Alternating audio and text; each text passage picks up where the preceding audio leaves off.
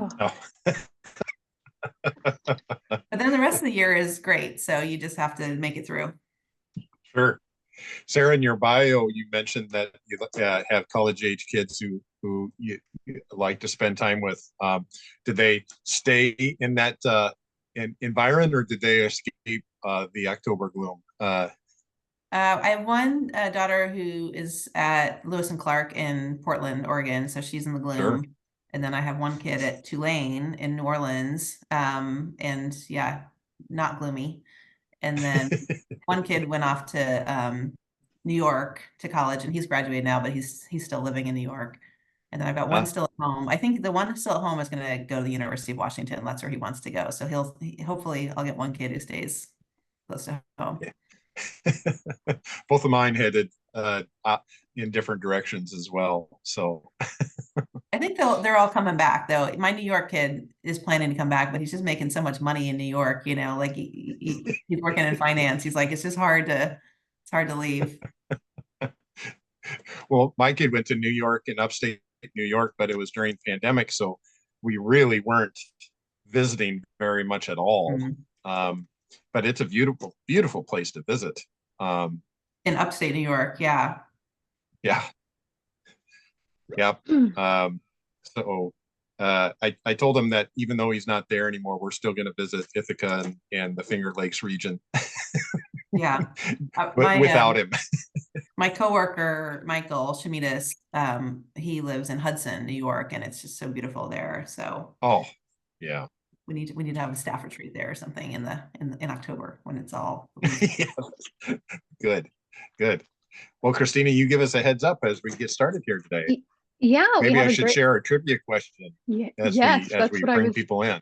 I was going to mention that we have a great group here already in attendance. So yes, give them the trivia question. We'll get started in just a moment, folks. Our trivia question today is in the last 11 presidential elections, that's since 1980, how many times has Iowa voted with the overall winning candidate? Out of the last 11, how many times has Iowa voted with the overall winning candidate? Put your yes in the chat, and we'll reveal the answer after we get started here in just a moment. Yeah, I'm looking out for the answers here. We can read them off as they pop up. Okay, Derek Franklin says 10. Maybe we'll have some more guesses come in. But Aaron, I'm all set. We are recording and we're also live streaming on IFU's Facebook page. So everyone in attendance here can go now and later and share this discussion with anyone you would like to share it with. Michael Henning says 7. So Aaron, how about you get us started and then you reveal the answer when you are ready. Okay, I sure will. Well, welcome everyone. This is the Iowa Farmers Union Lunch and Learn. It is the outreach tool that we use to communicate with our members and to the general public about issues that are important to family farming, to sustainable agriculture, and to thriving rural communities. And we are so grateful today to be joined by Sarah Jaynes of the Rural Democracy Initiative. So thank you for being with us, Sarah. Thanks. Are you ready for me to take it away? Well, I'll give a couple of announcements and then we'll jump Okay. back into it. And of course, I have to give the trivia answer question because I sometimes forget to do that. Oh, Uh, totally. whereas our Farmers Union announcements, the Iowa Farmers Union annual convention is taking place December 6th and 7th in Ames, Iowa. We're going to focus on fairness for farmers as the theme of our convention, and we have a great set of speakers coming up. That's also the time where we learn about the important issues, where we elect our leadership of our organization, and we set the policy for the Farmers Union through our grassroots policy debate. So join us December 6th and 7th in Ames, Iowa. We're going to have a great time. Austin Frerick, the author of the book Barons, will be our keynote speaker. So look in the chat and look in your email boxes and look in your mailboxes for more information about signing up for the annual convention. I also wanted to mention that our women's convention, the National Farmers Union Women's Conference, is taking place in San Antonio, November 7th through 9th in San Antonio. It is a great event. Farmers and rural residents from around the country gather and share all and learn together. It's been a fantastic event for our folks who have attended in the past. If you're interested in attending, check out the link in our chat or contact us at iowafarmersunion.org, and we'd be happy to pass on good information about the National Farmers Union Women's Conference. Next week, we have a special Lunch and Learn on Tuesday.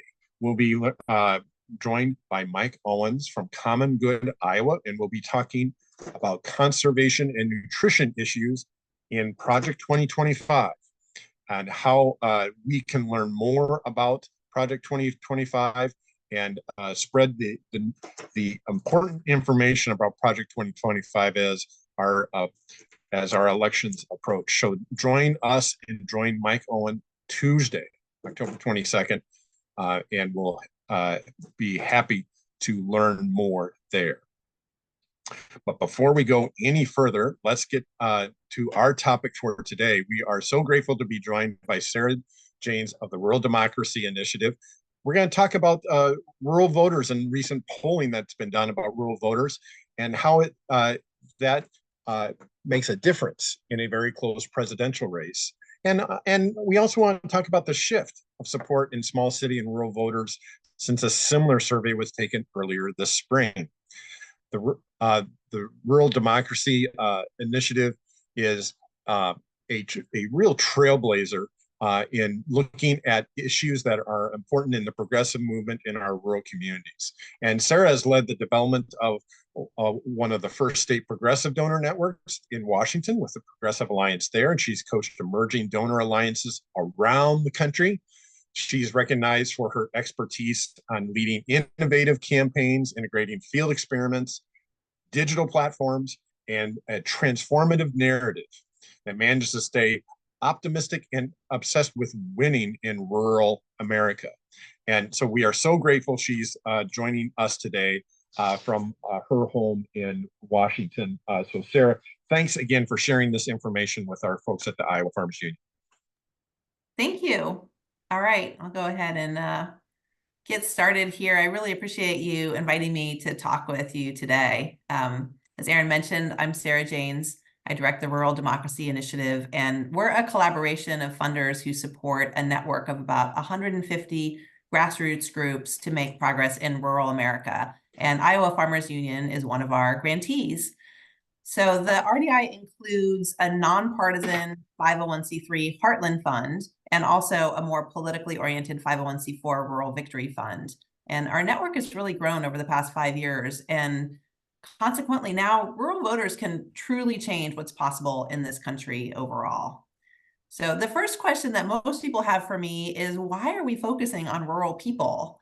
I don't need to convince you all of this. I'm sure you have lots of answers on your own. But one thing I like to say is, look, you just can't win governing power to make change in this country without rural people. So I'm going to share my screen here for a second to show a few slides. All right, hopefully you can see this now. So one answer is that this year the Senate map is in rural territory. We've got tough states like Montana and Ohio. And the surprise addition that hopefully you all are following of the independent who's running close in Nebraska. And then in the presidential battlegrounds like Wisconsin and Michigan and Pennsylvania and North Carolina, 40 to 50% of the voters live in small towns and rural areas in those states. And many of the top competitive House districts are also largely rural. So then the second question that I get is, okay, so how do you win in these rural places? And you might not know this, but rural voters are actually the most persuadable voters. In the last 10 years, they swung 8% in both directions, more than any other major geographic segment. And when rural voters swing, the whole state can follow. So our first premise is that gains of 3 to 5% in small towns and rural areas will swing statewide outcomes. And we saw last spring, rural and small town voters in Wisconsin moved just 5% towards Supreme Court Judge Protasewicz and accounted for 42% of her total statewide votes. So these are rural voters that got more votes for Protasewicz than Milwaukee and Dane County combined. The other thing that we find is that when we invest in high quality local candidates and then deep local organizing that goes year round, these local leaders mobilize their base, who they know personally, around the practical issues that touch their lives every day. And then their passionately motivated voters turn out to propel these local candidates to victory. And then while they're there, they vote up the ballot and move statewide results. There are a few things about rural voters that really surprise a lot of people. I'm curious what you think about this. The first is that rural voters are not as white as you think they are. 1 in 4 rural residents are people of color, and these numbers are even higher in the South and the Southwest, driven by large Black and Latino communities. On this map, you can see the green are Black communities, the yellow are Latino communities, and the blue are Native American communities. The other thing is that 63% of rural young people are infrequent or uncommitted voters. So that's 30 million people.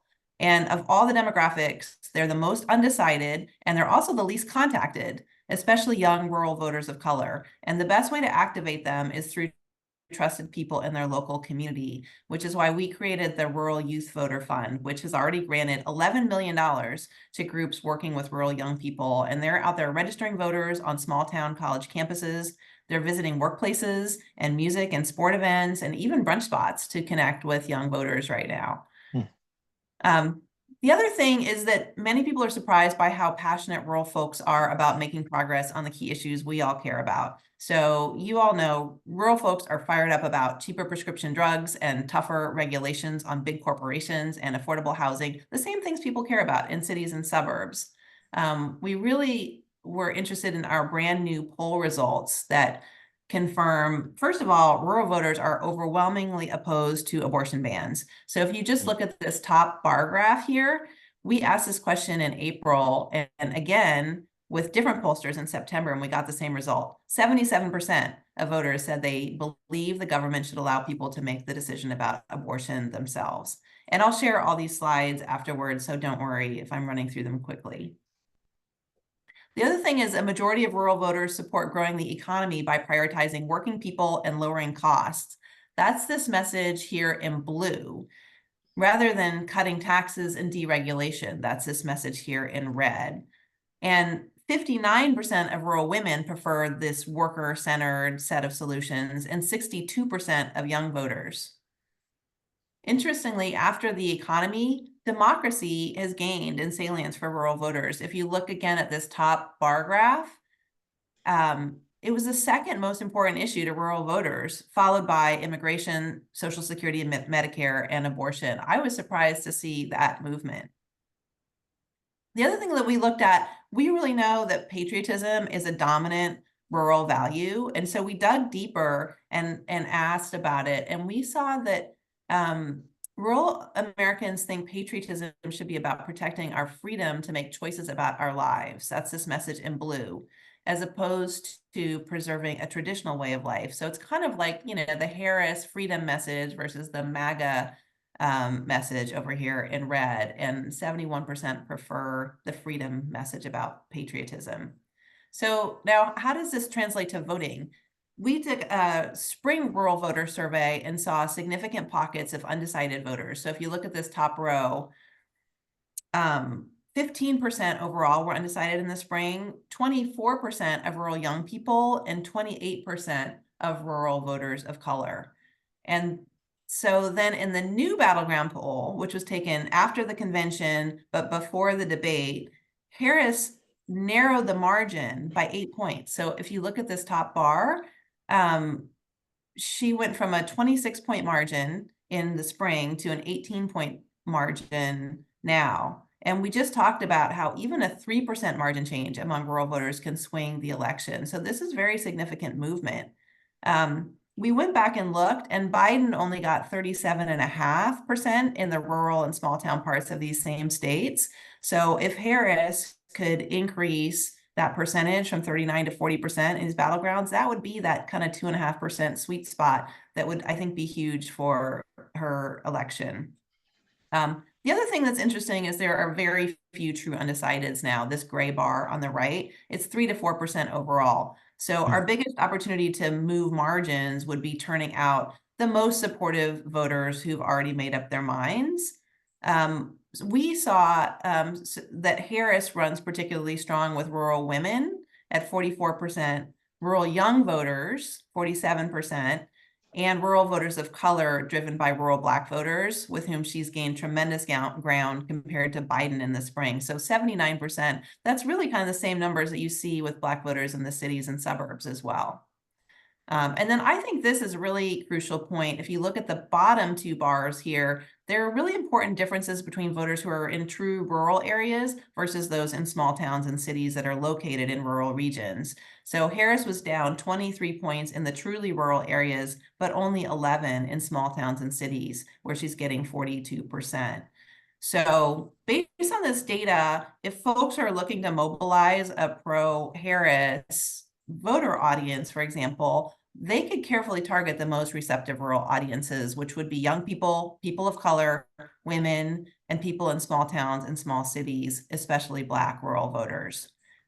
We also now know the most compelling issues they care about: worker-centered economic policies, democracy, abortion, and patriotism that's framed as the freedom to make choices about how to live your life.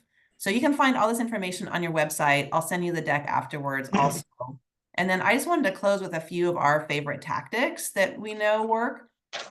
So you probably know that a huge barrier for rural people is disinformation. It's so potent because the local news is dwindling and people are highly relational. So they get their information from each other, predominantly from digital platforms, where they get relentlessly targeted by propaganda. So our response has been, number one, train all of the groups in our network to be skilled disinformation interrupters. So we help the Disinfo Defense Coalition put together rural specific trainings, and our grantees often engage local influencers, digital influencers, to stop the disinformation to their communities and also help mobilize the vote. The second thing that we like to do is just serve up lots and lots of high quality information. So our principles are, you want to use local messengers who speaking in their own voice, because the right messenger is more important than what you say even. So groups like Iowa CCI, Iowa Farmers Union are great at helping their rural members get coverage in local papers. I see it every week in Iowa.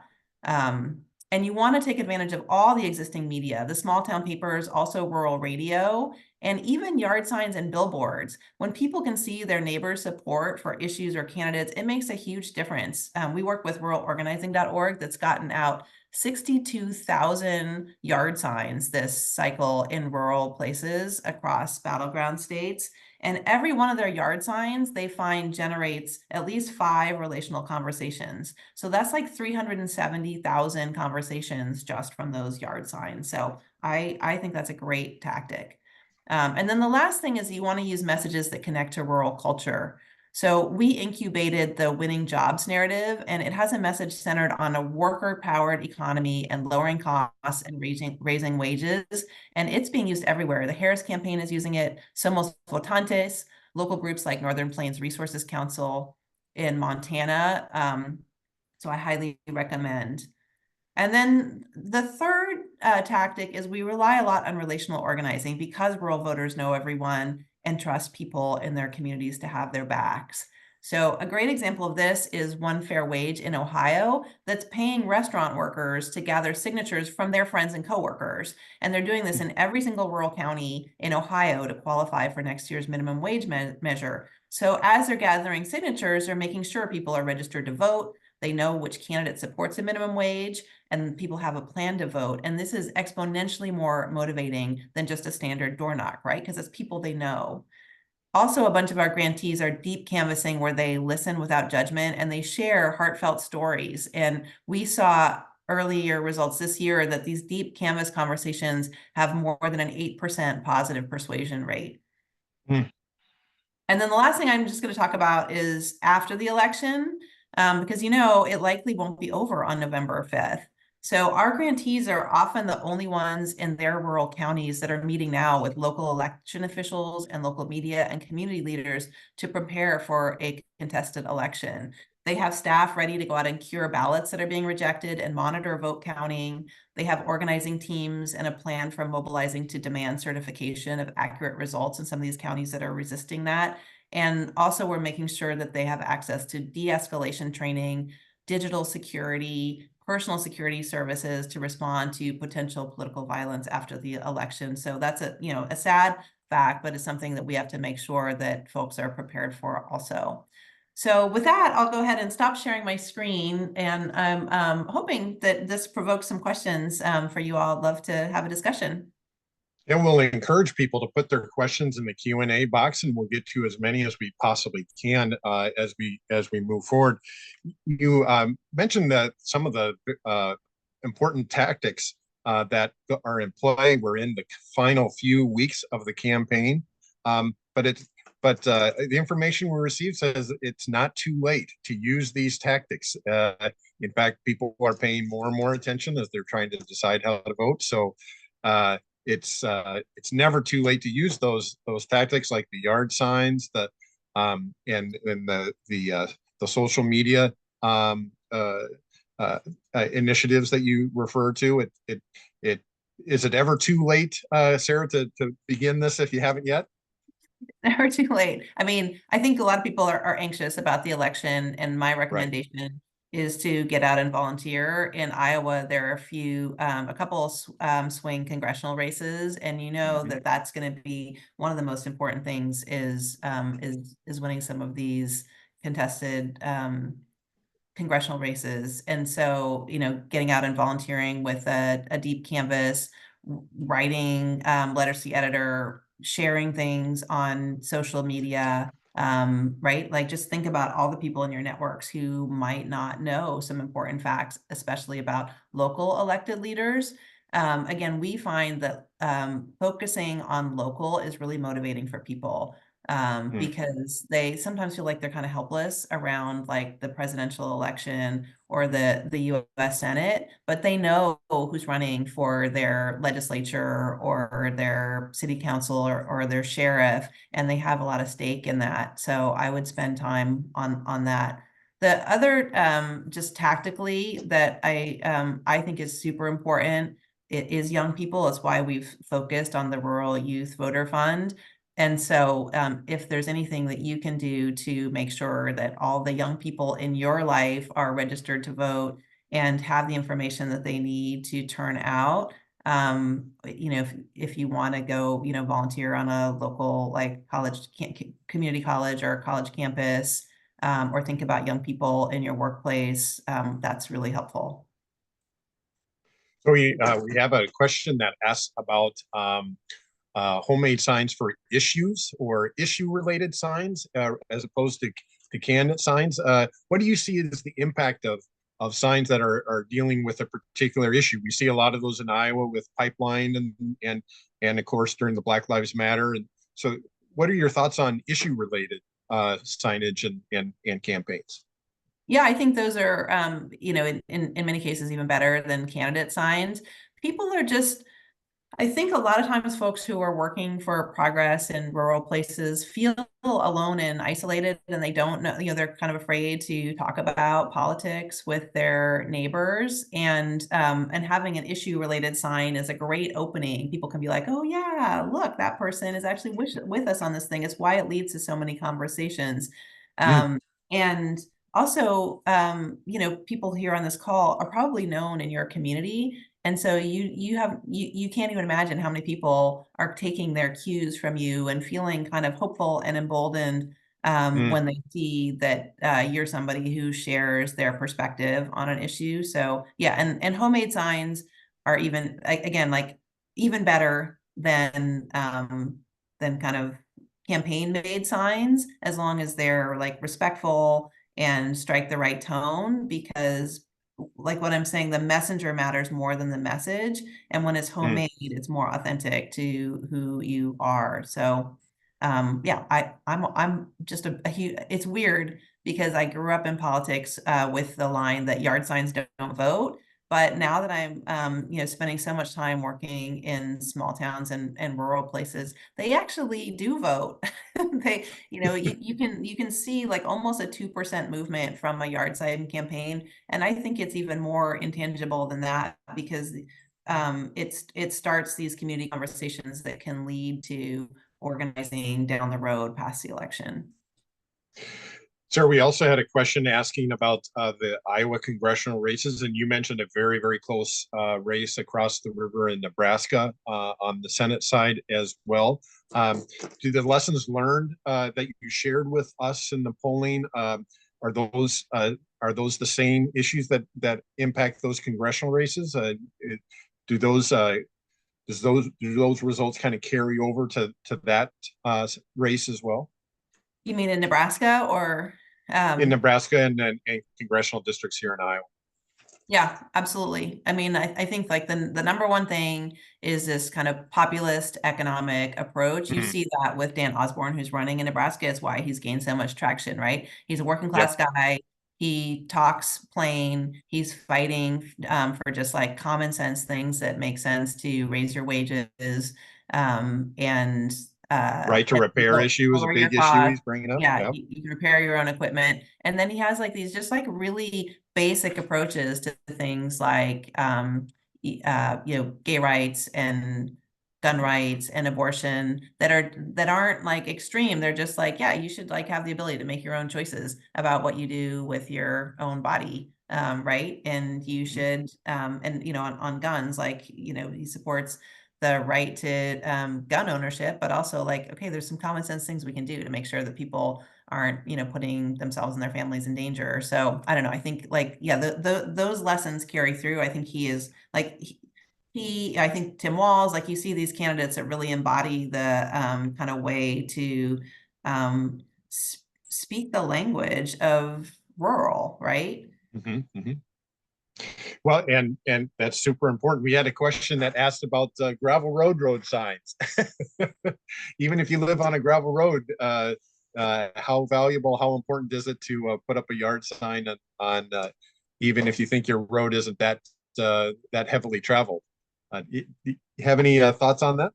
Again, I'm just my thing is like you're really helping your neighbors to be able to feel like they are not alone. So even if you live on a gravel road, you probably have 5 neighbors who travel down that gravel road, and for them to feel like, oh, like there's, you know, there's somebody out here that I can talk to who understands my perspective, I think is really valuable. Yeah. Well, our time has really flown by. Thank you, Sarah, for sharing with us this information that's so valuable as the election is approaching, and talking about rural engagement in ways that's so valuable to our members. You mentioned that so much of change takes place from the bottom of the ballot up, and how important it is working with our candidates on the local level leads to change at the statewide level and national level. That's something for our members to really look out for in the coming weeks, is how to work with our local candidates who are working very hard to make a difference, and how that makes a difference all the way up to the top of the ballot. Yeah, and when I think ahead, remember that those folks that that stuck their neck out and ran for office, when they win, and there's somebody you can work with, they are like gold, right? They're like the gold at the end of the civic engagement rainbow. And often once they win, we're like, okay, great, they won. Now we can like forget about that. But that's when they actually need the most support. They need you there helping to, you know, show up for the, you know, town meetings and hearings and gathering petition signatures and having their back and applying the pressure and making sure they understand like how to write a like city budget, like that they're connected with resources. It can be really lonely for people who are working for progress and sometimes hostile local governments. And remember, like this is your most precious resource are these local leaders that you can work with, and yeah, make sure they have everything they need at that point. We often see people who get elected are serving in like a hostile environment, and then they, you know, they can't take it. It's too hard on them, and after a couple years, they drop out. Yeah, it's so important to provide that support right from the start. So that's an excellent message for us to conclude our very short time, Sarah. So thank you very much for sharing this information with us.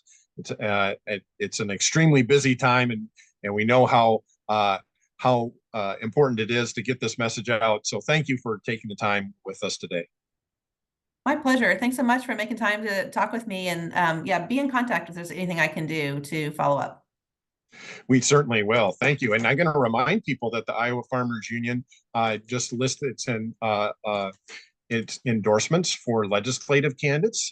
Please go to the Iowa Farmers Union website to check that out. We had a number of candidates who sought our endorsement and engaged with us on a number of issue-based discussions, and we were happy to announce the list of Farmers Union legislative candidate endorsements. So make sure you check that out as well.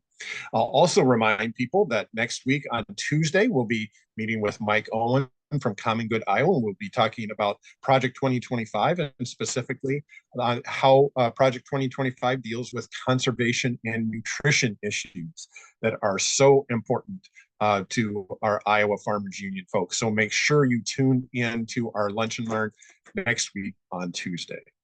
Thank you again, Sarah, for joining us. Thank you, Christina. I'm going to remind people that the Lunch and Learn is a function of the Iowa Farmers Union. We are a grassroots, nonpartisan organization that advocates for family farming, sustainable agriculture, and thriving rural communities. And we know we're strongest when we are all working together.